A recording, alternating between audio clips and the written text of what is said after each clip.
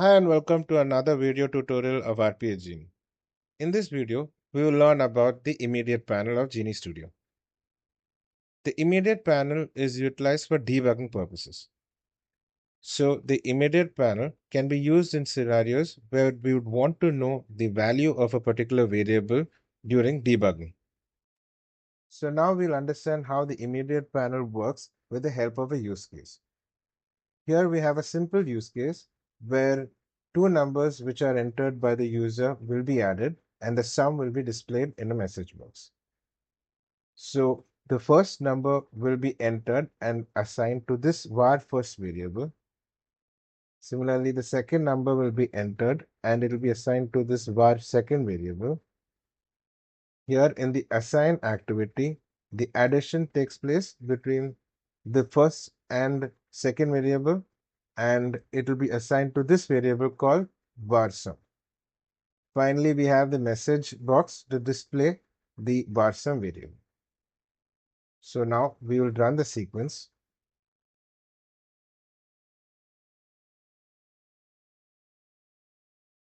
Here in our first input dialog, it's asking for the first number. Here I'll enter 3 and the second number is 4. Click on OK. Now it has performed the addition and in the message box, it has displayed the sum, that is 7.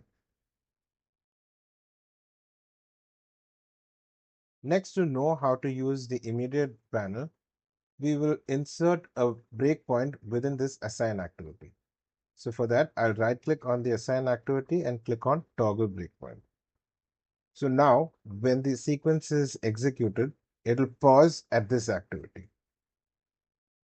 So now let's run the sequence.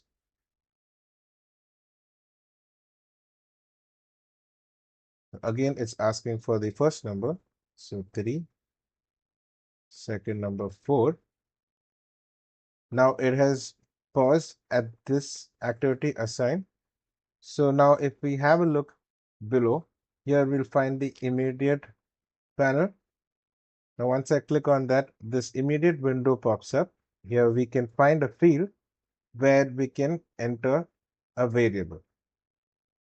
So now that the sequence has been paused, if I want to know the value of any of these variables, var first or var second, at this point, we can easily just enter the variable name var first and hit enter. Here we would know the value. Similarly, for var second, we can just enter the variable name and hit enter, and we would know the value of the second variable. Here we can see that even when the sequence is temporarily stopped by this breakpoint that we had given earlier, we could still get the values of certain variables by making use of the immediate window. This is really helpful in case of debugging a sequence and when the user wants to know the value of a variable at any given point. That's all for this video. Thanks for watching.